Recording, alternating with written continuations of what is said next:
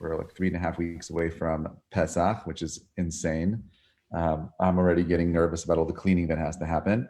All right. So the way in which I think of these holidays is kind of like, I think of it from the sense of the calendar itself. The calendar is not just a measurement of how we move through time, but really the calendar is a way to help prepare mankind for different spiritual realities. So when we think of, a holiday approaching, there's a time between one holiday and the other holiday, and I believe they're all interconnected. So if Purim is about happiness and achieving some level of happiness, which we explained for the last 4 weeks, that happiness is, understanding your life mission and living that mission. And Passover, if you were to come up with one adjective to describe Passover, you'd say freedom, right? And I would say that's true. Freedom is what Passover is all about. Well, what is freedom? We defined what happiness is. How do we define, what's the Jewish definition of what freedom is? Okay. Now, if you ask this question to different people, different times in history, they'll all say something very different, but certainly there's a consensus amongst Jews historically about what freedom is not and what freedom is. So let's try to kind of like dive into this conversation and see if you can walk away with a deeper appreciation of what freedom is, or maybe what freedom is not. Okay, so number one is that ultimately, there's no such, the Jewish view is that there's no such thing as real freedom. True freedom doesn't exist. It's an illusion. It's kind of like the word utopia in Latin comes from the word utopia, which means a city that can never be. A utopian society, a society that can never achieve its goals. It's a nice idea, but in practicality, it just doesn't work. And therefore, freedom itself in Judaism is also an illusion. Let's start by asking a question. One of the things that we're celebrating on Passover is our newfound freedom. But we got to ask, like, why were we enslaved, and who's responsible for enslaving us? So ultimately, if we're Jews, we believe that God puts us into Egypt. He puts us into a state of slavery. We're enslaved because God wants us to be enslaved. And therefore, our freedom is the result of God's desire for us to be freed now. So my question is, why should I be thanking God for this newfound freedom if he's the one that took away that freedom? What was the whole purpose of putting me in Egypt to be a slave and then just like letting me go? Why did I need that? That question is a powerful question. It's a question you should all be asking and thinking about at the Passover Seder. No question about it.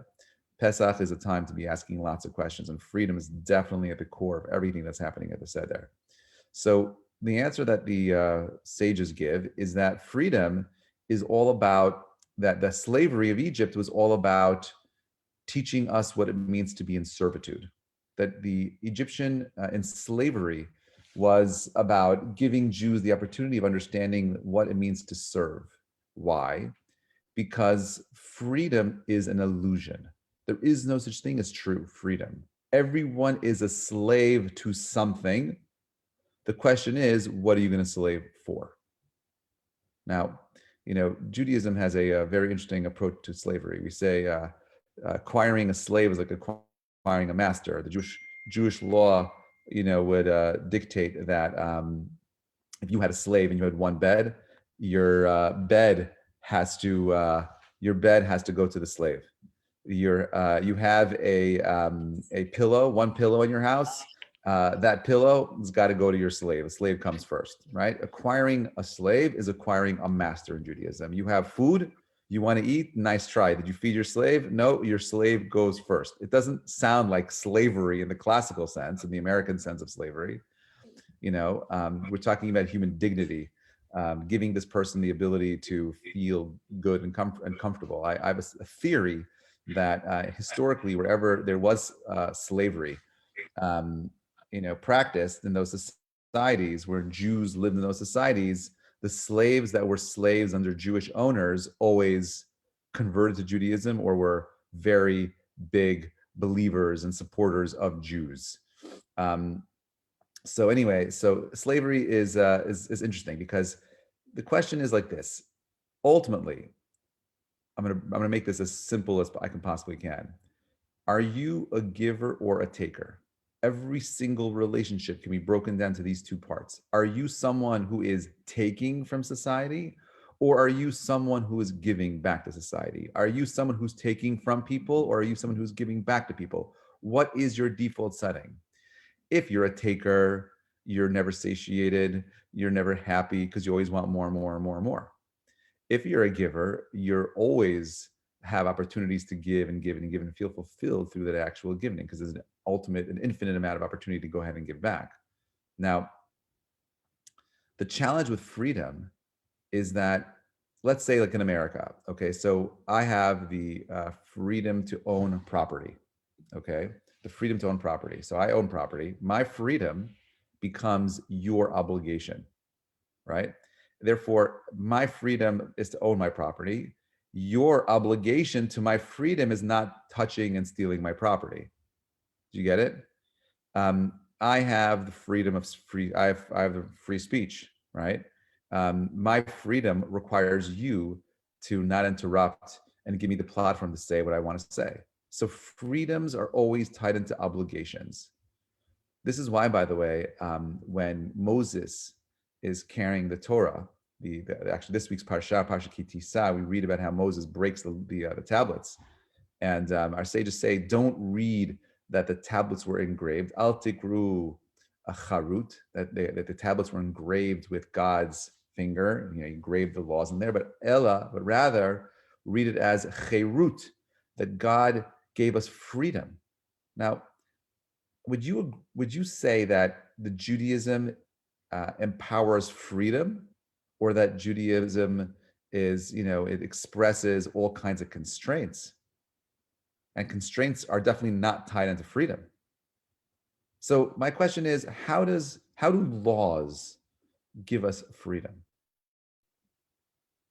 How does it work? Like, why would the Torah say that no, the Torah itself doesn't enslave you, it actually makes you free? Why is that true freedom? We all want to raise children that are happy, healthy, well-adjusted. We want to give them the tools to be successful. We want to be successful. And it's so confusing because we live in a society, throughout history, we live in societies that have a perverted understanding of what freedom is. You watch any movie at any time period, freedom is, removing the shackles from the masters and doing whatever you want to do, and it doesn't work.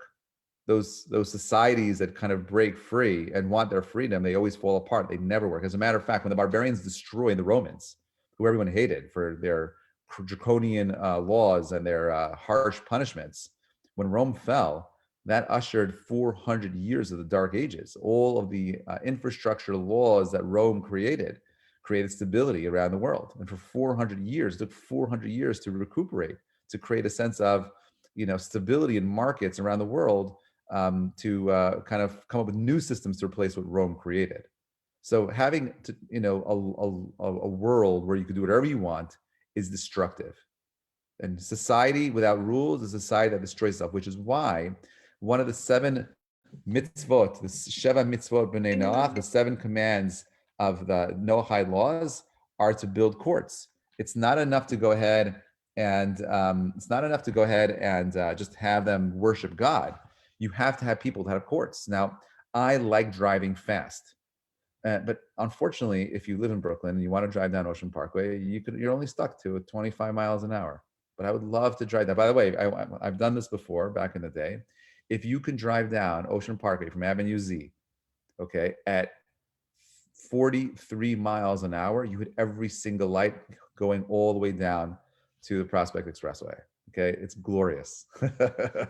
It's glorious. But they killed you. That's a 25 mile an hour, what's it called? So like, you don't have the freedom to do whatever you want to do. Wearing seatbelts are annoying. Yes, I have to wear the seatbelts because, it protects me, but these are laws that restrict my ability to do the things that I want to do. And isn't freedom the freedom to do all the things that I want to do? And the answer is no. It's not. Yes, and now they have all these cameras everywhere. They're ridiculous. The cameras are insane.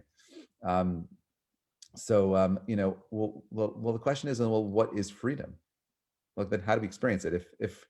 if freedom ultimately leads to chaos, then what is the Jewish ideal of freedom? So what I want to do with you guys over the next couple of weeks, this is going to be the topic, freedom. This week, I'm going to try to lay out the idea behind it. And then next week, I'm going to do like a practical workshop about how you can increase your freedom. So let's start with the following. There's a famous quote that was actually, it was from a book that Viktor Frankl, who was a survivor of 2 concentration camps. He was one of my favorite authors. He says that his whole family was killed in the Holocaust, and he wrote this book based on his experiences in the camp. And he writes the following. He says that everything can be taken from a man, but one thing: the last human freedom is to choose one's attitude in any given set of circumstances. He watched the Germans, they taking everything from people. They took away their clothing, their possessions, their family. He sat naked in a cold barracks in a corner, starving, exhausted, heartbroken. And he felt like he had nothing left. And then it hit him. The Nazis thought that they had total command and control over him, and that he had no freedom left. He was nothing. But there was one thing they could never take away from him, and that was his choice, his response, right? That's something that no one can take away from us. How you respond to the circumstances that we're in. And this is what he writes, this is a quote, he says, between stimulus and response, there is a space. In that space is the power to choose our response. In that power lies our growth and our freedom. When he realized that the power to, when he realized that we have the ability to maintain the power to choose, it's in that place that he was able to cling to his humanity. That's where he found his dignity. You don't have to be free. You don't have to have the freedom to choose the environment. We don't have the freedom to choose the environment we're born into, or the conditions, the parents that that raise us. But we always have the freedom to choose how we're going to respond to any given set of circumstances. That is real freedom. Now, so let's go back for a second. Yes, Man's Search for Meaning, definitely great read. Let's go back to freedoms and obligations for a moment. Now, I want real freedom, okay? And I'm going to argue that Judaism, the Torah, is a divine book. God gave it to humanity. He gave us the ability to make the choice as to whether or not we want to live by this book, okay? Now, do obligations make you into a giver or a taker? Think about it in these terms, okay? Let's make it simple. Do freedoms make you into a giver or a taker? Think about it. Freedom makes me into a taker. Why? Because my freedom is your obligation to me, right? If I have, again, my wife, she's mine, I have an obligation, right? She has an obligation to me and I have an obligation to her. My property, right? My shirt, right? No stealing, this is mine. Your obligation is not to take it from me, okay? Therefore, when you think of taking things from the perspective of being a freedom seeker, the person who's always looking for true freedom is forcing to take from other people. Whereas someone who lives in the world of obligation, right? The other side of it is always thinking about what he can do to give back to the other person. Isn't that interesting? It's just like an interesting way of thinking of it, right? Obligations require me to give to you, which is why our Chachamim say, Soneh matanot yichye. This is King Solomon. Again, we'll see this later. Those of you that are following the what's it called? The Mishlei class, the Proverbs class. King Solomon says, a person who hates gifts will survive. Right? It's interesting that one of the mitzvot of the Adar is, on Purim, is the idea of giving gifts. Right? We want to give gifts, but we also don't want to receive gifts because we don't want to be the receivers. We want to be the givers. Okay, this is very powerful. Okay, now obligations turn me into a giver. Why? Because I need to be aware of my responsibilities to you. some of you here, only one person here, joined me on a trip to South Africa many years ago. We were in South Africa, and we went to, if you're flying into South Africa, you go into Johannesburg. We spent a Shabbat there. It was really nice. And not too far, about a 20-minute ride outside of Johannesburg, is a small shanty town called Alexandria. Alexandria is a impoverished shanty town, and people living in tin huts. 300,000 people live in this little shanty town. The average life expectancy rate in South Africa as a whole is like 44 and a half. That last time I saw the number was in 2019. I imagine it hasn't changed much. So that means if you're living in South Africa, most people are not going to see their 45th birthday. So we were there. We got a tour of this place. And, I'm Jewish. And when I look around at real estate, I'm like, all right, this is amazing. Like all this land here, the soil is rich. I'm thinking coffee fields, cocoa, I'm just like ready to go ahead and start farms and whatever it is. And there's all this opportunity, it's beautiful, green, lush, rich, red soil. And these people are living in tins. So we asked the guy who was giving us the tour, why don't these people like just farm, like get themselves out of poverty? And his response was, well, you see, because of apartheid, they believe that they're owed all of this reparation money. So they're not working. So they could, cause a pressure on the government to give them, back pay so they don't have to work. They want to be the takers, right? I want to take from the society. The HIV rate in this town was at 65%. Okay. And it's horrible, horrible conditions. So this is a general issue in South Africa. There's a rabbi by the name of Rabbi Warren Goldstein. You may have heard of him. He started something called the Shabbat Project. A special guy we had, a Sudat Shlishi, at his house, and he was telling us how he's on the governmental board of education in South Africa. And one of the things that he instituted based on these ideas that we're having right now about freedom. It was around Pesach time. He said the problem with freedom is that all these people see freedom as an opportunity to take from their governments. By the way, this is true in America today also, right? He said, no, he's like, we're going to create not just the Bill of Rights, we're going to create something called the Bill of Obligations. That if you want to have certain rights, you have obligations to create a space where we could protect and give to these rights, which I love it. That became part of the school curriculum about, like 8 years ago. I think they instituted this. I'm not sure if it has yet had enough time to gain traction. They were rolling out the curriculum, but I love that idea.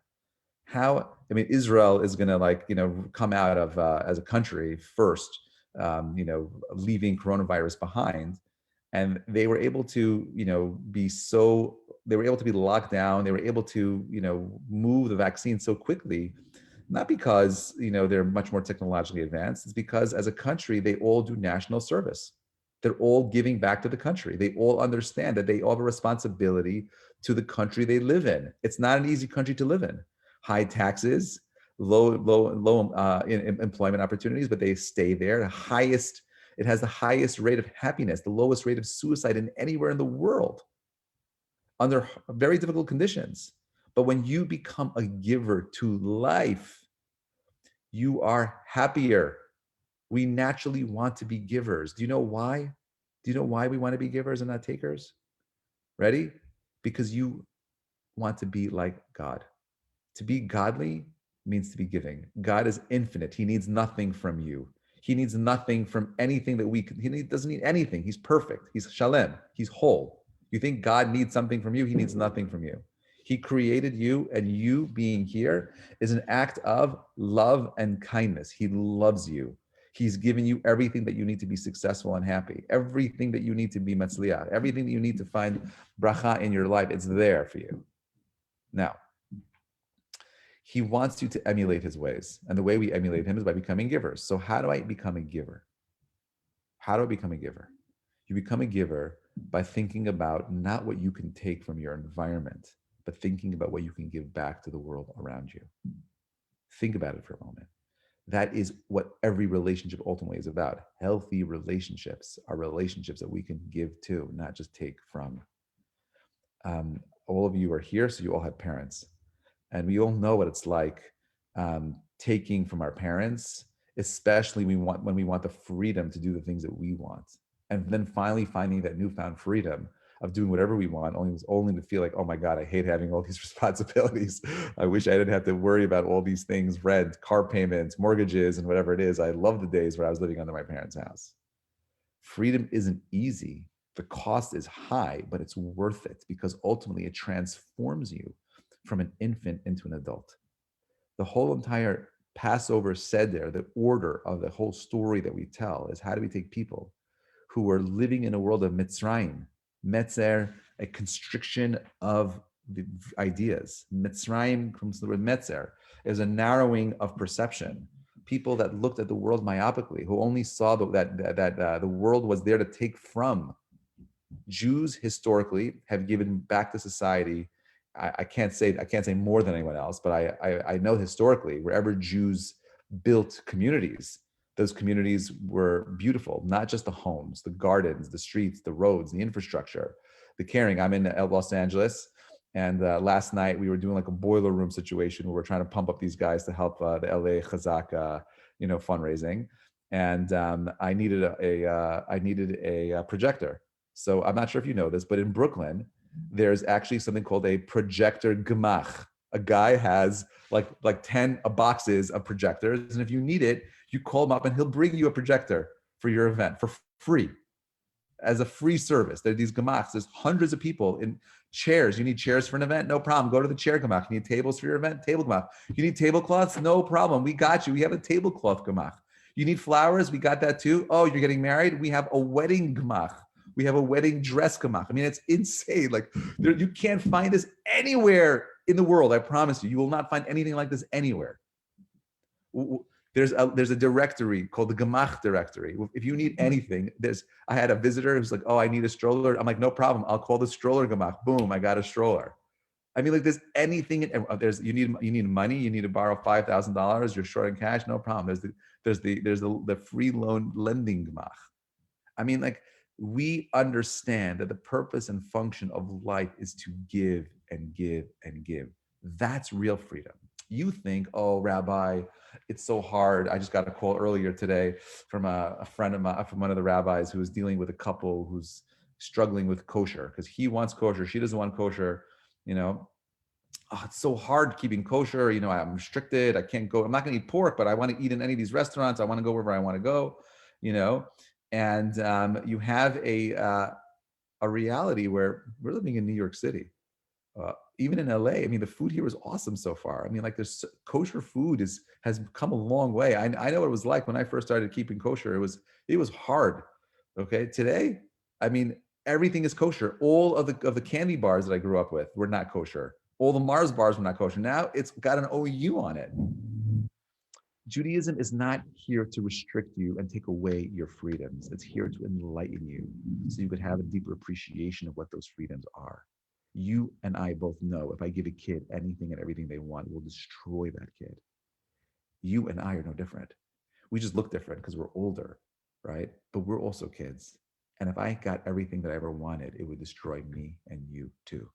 Proof, this week's Parsha, they build the golden calf. You know that when Midrash says that when the Jews got this gold from Mitzrayim, from Egypt, Moshe said, God, don't give them all this gold. It's bad. Too much gold is bad. It's going to corrupt them.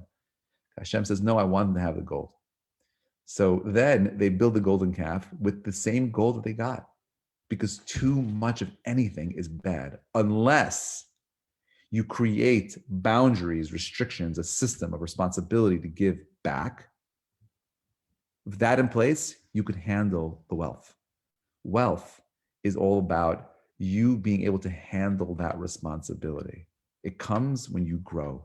You grow, you become a vessel that could handle all that responsibility. Shefa, that flow will come through. It'll come through in major, major ways. But freedom, real freedom is servitude. Real freedom is recognizing that you are an ebed, you are a slave. The question is, what are you going to be a slave to? Are you going to be a slave to your passions? Are you going to be a slave to your pleasures? Are you going to be a slave to society? Are you going to be a slave to God, who wants you to elevate yourself into becoming godly? That's the question. The question we need to be asking ourselves this Pesach, the next few weeks as we're coming up, we'll speak about it, how it ties into chametz, cleaning out our house. This whole process, everything that we're going to do for the next few weeks is in preparation to answer this one question. How do I become free? How do I free my soul? How do I get myself into a place where I could turn myself from a taker into a giver? We'll end with this. Thank you so much for listening. God willing, I will see you guys next Wednesday. We'll be part 2 of freedom. We'll have a workshop of how we could actually get into the nitty gritty of how we can become more free. If anyone has any questions, I'll take them now. Otherwise, have an amazing day. Thank you so much for listening, everybody. Kol Tuv. Warm regards from Los Angeles. Be back tomorrow morning in New York. What book was that? The Viktor Frankl book? What's that? What book was that you quoted from, the Viktor Frankl book? Man's Search for Meaning. It was, okay. All right. Yeah. It's in the introduction. Apologies. Thank you. You got it. Have an amazing day, everybody. Kol Tuv.